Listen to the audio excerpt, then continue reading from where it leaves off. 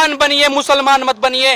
वेद कहता है मनुर्भव, पहले इंसान बनो, परंतु कुरान कहता है कि पहले तुम मुसलमान बनो, इंसान तो बाद की बात है। बाइबल कहता है कि तुम क्रिश्चियन बनो, ये कहते हैं मुसलमान बनो, परंतु भारतीय संस्कृति, वैदिक संस्कृति के वेद ये कहते हैं मनुर्भव, इंसान बनो, पहले इंसान बनोगे तब ये दुनिया सुखी रह सकती है। मैं मानता हूं कि अल्लाह का फरमान है, अल्लाह ने ये दुनिया बनाई, ये तुम भी मानते हो, और अल्लाह ने अगर ये दुनिया बनाई है तो उस अल्लाह की दुनिया में उस अल्लाह की मर्जी के खिलाफ गैर मुस्लिम आए कहां से? अगर गैर मुस्लिम है तो इसका मतलब तुम्हारे अल्लाह में कोई औकात नहीं है। अगर तुम्हारे अल्लाह में औकात है तो सीधे सीधे मुसलमान बना के पैदा करे ना। तुम्हारे अल्लाह में इतनी औकात नहीं है कोई मुसलमान बना के पैदा कर सके। पहले तुम हिंदू पैदा होते हो, बाद में तुम्हारी मुसलमानी होती है, बाद में तुम्हारी सुन्नत होती है, बाद में तुम्हारा खतना होता है, तब तुम कलमा पढ़ते हो, तब तुम इस्लामिक होते हो। उसके पहले तुम कहां हो? सच्चाई को स्वीकार करो। सच्चाई को स्वीकार करने की हिम्मत होनी चाहिए, इतना गट्स होना चाहिए, इतनी औकात होनी चाहिए, इतना आत्मविश्वास आपको सिर्फ हिंदुओं में, भारतीय परंपराओं में, वैदिक परंपराओं में ही मिलता है, अन्यथा कहीं और नहीं मिलेगा। मैं तुमसे ये कहना चाहता हूं, जितने इस्लामिक हैं एक बार पुनर्निरीक्षण करो, अपना आत्मा अवलोकन करो कि तुम्हारी पीढ़ियां, तुम्हारे तार कहां से जुड़े हैं, तुम्हारी जड़ें कहां पर हैं। अपनी जड़ों को देखो। अगर तुम्हें यह दिखाई देता है कि तुम्हारे पूर्वज हिंदू थे तो उनके साथ बलात्कार हुआ है, ये तुम्हारी मां बहनों के साथ बलात्कार हुआ है, तुम्हारे पूर्वजों के साथ बलात्कार हुआ है, उन मुगलों ने, उन आतताइयों ने तुम्हारे पूर्वजों को जबरदस्ती इस्लाम में कन्वर्ट किया है, तो तुम्हारा प्रतिशोध ये होना चाहिए, तुम्हारा प्रतिक्रिया ये होनी चाहिए कि तुम उस जबरदस्ती को छोड़ करके, जब तुमको जबरदस्ती बनाया गया था, उसको छोड़ करके पुनः अपनी पुरानी पद्धति पर, पुनः अपने वैदिक धर्म का अनुसरण करो। ये सच्चाई है, ये स्वीकार करना होगा। आतिताइयों का दामन छोड़ दीजिए। संसार में इंसानियत भी कोई चीज होती है। आपको क्या लगता है इस देश में जो सेक्युलर की परिभाषा है कि हम सेक्युलर हैं, तो उस परिभाषा में क्या हिंदू नहीं आते हैं? आपको क्या लगता है?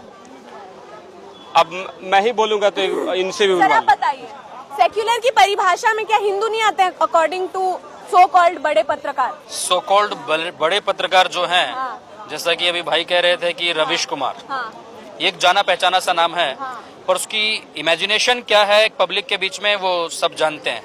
और रही बात सेकुलरिज्म की, तो सेकुलर शब्द जो है, पहले तो हमें इस शब्द पे विचार करना चाहिए, क्योंकि जब संविधान का निर्माण हुआ था उस समय सेकुलर जैसा कोई शब्द नहीं था यहाँ पे।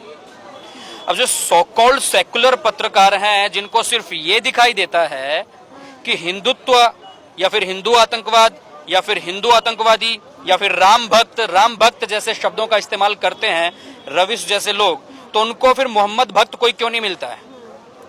जो देश के सुरक्षकों के ऊपर, जिनके हाथ में सुरक्षा व्यवस्था है, ऐसे सैनिकों के ऊपर जो पिस्तौल तानते हैं, उसमें उनको, जिसका नाम दुनिया जानती है कि शाहरुख खान है, मोहम्मद शाहरुख, और ऐसे ही लोग जो कश्मीर में पत्थरबाजियां करते हैं या फिर दिल्ली में जो पत्थरबाजियां करते हैं, या तो सर उनको तो बेचारे हैं, वो मासूम हो जाते हैं। हाँ। ताहिर हुसैन जैसे लोग मासूम हो जाते हैं उनके लिए।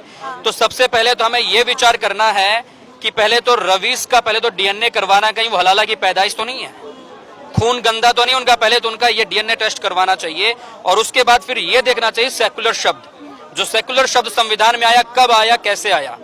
जब देश का बंटवारा, देश का विभाजन हिंदू और मुसलमान के नाम पे होता है। जिन्ना ने यही डिमांड की थी कि हम मुस्लिम हिंदुओं के साथ नहीं रह सकते हैं, क्योंकि हमारी परंपराएं अलग अलग हैं, हम अलग अलग मान्यताओं के लोग हैं, तो एक साथ हमारा रहना नामुमकिन है।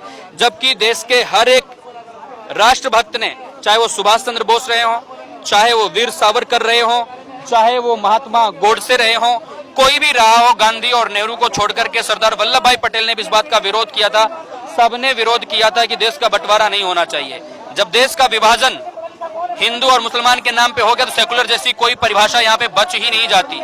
संविधान में बाद में ये सेकुलर शब्द और अल्पसंख्यक शब्द जोड़े गए हैं, तो देश के संविधान से पहले तो ये शब्द निकाल लेने चाहिए, क्योंकि अल्पसंख्यक शब्द का इतना ज्यादा गलत इस्तेमाल हो रहा है कि इससे बहुत सारी परेशानियां इस देश में उत्पन्न हो रही हैं। जो एक विशेष समुदाय है, जो मुसलमान लोग हैं, जब इनको राष्ट्रीय फायदे चाहिए होते हैं, जैसा कि इनके कुरान में, अगर ये अपने आप को ये कहते हैं हम शरीयत और कुरान को मानने वाले हैं, तो कुरान में किसी भी प्रकार के सरकारी लाभ का निषेध किया गया है। उसमें यह कहा गया है कि ये हराम है। किसी भी तरीके से कोई भी छात्रवृत्ति लेना या कोई भी पैसा सरकार से लेना, वो सब हराम है। अगर इस्लाम इस बात को हराम कहता है, आप क्यों लेते हैं? जब आपको सरकारी फायदे चाहिए होते हैं तब आप अल्पसंख्यक बन जाते हैं कि हम अल्पसंख्यक हैं और इस देश के नागरिक हैं। इस देश के नागरिक मानते हो और इस देश को जलाते हो। जब आपको वो सारे के सारे फायदे नहीं चाहिए होते हैं, जब आपको सब्सिडियां नहीं चाहिए होती हैं, तब आप कहते हो कि हमें इस देश में नहीं हम इस देश के कानून को नहीं मानेंगे, हमें शरिया अदालतें चाहिए, हम शरिया को मानते हैं, शरिया को ही मानेंगे। तो ठीक है ना, मानिए टोटल शरीयत पे आइए, फिर टोटल शरीयत पे आइए ना, कटवाइए अपने हाथ। शरीयत में जो विधान है उस हिसाब से चलिए। आप दो तरफा क्यों चलते हो? क्योंकि आप हो ही दोगली औलाद है, हम दोगली पैदाइश हैं, क्योंकि आप हमेशा एक जगह पे नहीं रह सकते। अंबेडकर ने भी इसी बात को कहा था कि इस्लाम कौम ऐसी है कि इनकी निष्ठा, इनका विश्वास और इनकी वफादारी सिर्फ कुरान के साथ हो सकती है, वतन के साथ कभी इनकी वफादारी नहीं हो सकती है। देश तो क्या, दुनिया में आप देख लीजिए, जहां पर भी ये रहते हैं सिर्फ इनकी वफादारी कुरान के साथ होती है, उस देश के साथ नहीं होती है। जिस भी देश में रहते हैं, जिस देश का पैदा हुआ अनाज खाते हैं, उसी देश में गंदगी करते हैं और उसी देश को जलाते हैं। चाहे आज आप फ्रांस को देख लीजिए, आज आप इंग्लैंड को देख लीजिए, भारत के हालात तो आप देख ही रहे हैं। इनमें अगर जरा सी भी राष्ट्रीय होती, जरा सा भी अपने आप को मानते होते कि हम हिंदुस्तानी हैं, तो ऐसी हरकतें हरगिज ना करते। आजादी के पहले से लेकर के आज तक की बातें देख लीजिए। आजादी के बाद ही कश्मीर से हिंदू भगाए गए थे, कश्मीरी पंडित, वो देख लीजिए। या फिर आप कैराना देख लीजिए, मुजफ्फरनगर में, देवबंद का एरिया देख लीजिए। दिल्ली में भी बहुत सारे परिवार ऐसे हैं जहां पर उनको मजबूर किया जाता है कि तुम ये इलाका छोड़ करके चले जाओ, इन घरों को छोड़ करके चले जाओ, अपने घरों को, प्रॉपर्टियों को बेच के चले जाओ। ऐसी हरकतें जब इनकी होती हैं तो आप किस आधार पे ये कह सकते हैं कि ये यहाँ के वासी हैं? या किस आधार पे आप कह सकते हो कि हम भारत के वासी हैं? जब आप भारत के वफादार नहीं है तो आप भारत के वासी कैसे हो सकते हो?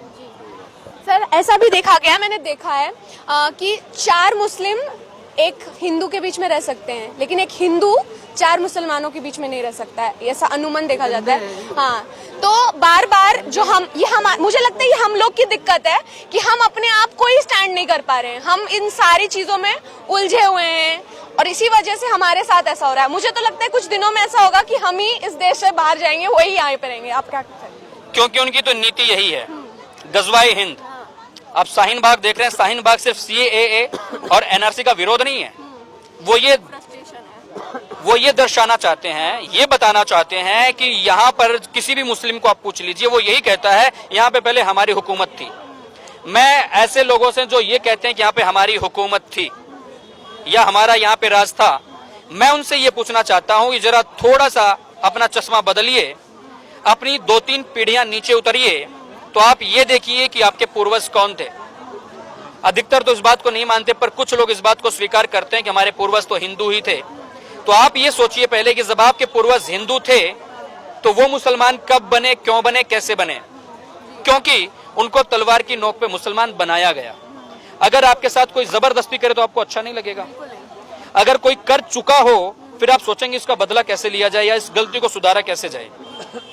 तो जब आप ये देखते हैं कि आपके पूर्वजों के साथ जबरदस्ती की गई, आपके पूर्वजों को बलात इस्लाम में कन्वर्ट किया गया, तो आपको उस चीज को, उस भूल को, उस गलती को सुधारने के लिए फिर से आपको हिंदू धर्म में आना चाहिए, फिर से आपको वैदिक धर्म अपनाना चाहिए। ये आपका प्रतिशोध होता, ये आपका प्रायश्चित बनता है। ये प्रायश्चित नहीं बनता कि बलात जब आपके पूर्वजों को मुस्लिम बनाया गया और फिर भी आप उसी के नुमाइंदे बने हो, फिर भी उसी कुरान का रास्ता अपनाते हो, उस कुरान में जिसमें इंसानियत का एक पहलू भी नहीं है, जिस कुरान में यह कहा जाता हो कि जो इस्लाम पे और कुरान पे ईमान लाता है वही मुसलमान है, और जो मुसलमान नहीं है, जो इस पे ईमान नहीं लाता है, वो काफिर है और काफिरों को जीने का हक नहीं है। ये अल्लाह का फरमान है। तो बताइए, अगर ये अल्लाह का फरमान है, मैं मानता हूं कि अल्लाह का फरमान है, अल्लाह ने ये दुनिया बनाई, ये तुम भी मानते हो, और अल्लाह ने अगर ये दुनिया बनाई है तो उस अल्लाह की दुनिया में, उस अल्लाह की मर्जी के खिलाफ गैर मुस्लिम आए कहां से? अगर गैर मुस्लिम है तो इसका मतलब तुम्हारे अल्लाह में कोई औकात नहीं है। अगर तुम्हारे अल्लाह में औकात है तो सीधे सीधे मुसलमान बना के पैदा करे ना। तुम्हारे अल्लाह में इतनी औकात नहीं है कोई मुसलमान बना के पैदा कर सके। पहले तुम हिंदू पैदा होते हो, बाद में तुम्हारी मुसलमानी होती है, बाद में तुम्हारी सुन्नत होती है, बाद में तुम्हारा खतना होता है, तब तुम कलमा पढ़ते हो, तब तुम इस्लामिक होते हो। उसके पहले तुम कहाँ हो?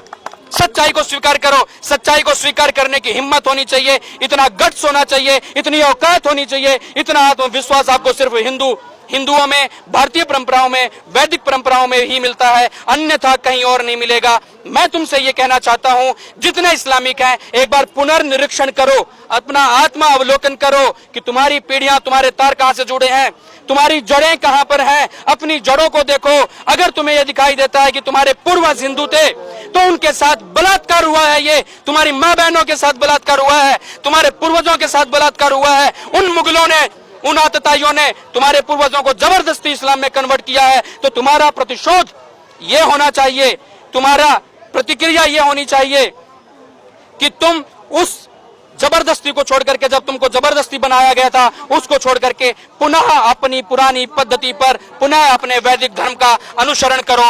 ये सच्चाई है, ये स्वीकार करना होगा। आतिताइयों का दामन छोड़ दीजिए। संसार में इंसानियत भी कोई चीज होती है। इंसान बनिए, मुसलमान मत बनिए। वेद कहता है मनुर्भव, पहले इंसान बनो, परंतु कुरान कहता है कि पहले तुम मुसलमान बनो, इंसान तो बाद की बात है। बाइबल कहता है कि तुम क्रिश्चियन बनो, ये कहते हैं मुसलमान बनो, परंतु भारतीय संस्कृति, वैदिक संस्कृति के वेद ये कहते हैं मनुर्भव, इंसान बनो। पहले इंसान बनोगे तब ये दुनिया सुखी रह सकती है, क्योंकि हमारी ही पद्धति ये है। वेद ये कहता है सर्वे भवन्तु सुखिनः सर्वे सन्तु निरामया। भारतीय परंपराएं सबके सुख की, सबके आयुष्य की, सबके स्वास्थ्य की कामना करती हैं। दुनिया के किसी भी और संप्रदाय में ऐसी बातें, ऐसी प्रार्थनाएं आपको हरगिज नहीं मिलेंगी। सिर्फ और सिर्फ उनको अपने पक्ष की ही बातें करनी होती हैं। हमारे हिंदुत्व में मिलेंगी।